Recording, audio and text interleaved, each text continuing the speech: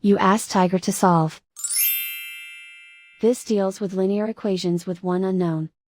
The final result is x equals -8/3. Let's solve it step by step. Group all constants on the right side of the equation. Add 6 to both sides. Group like terms. Simplify the arithmetic.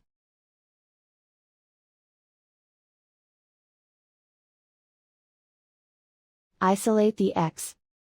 Divide both sides by -3. Cancel out the negatives. Simplify the fraction.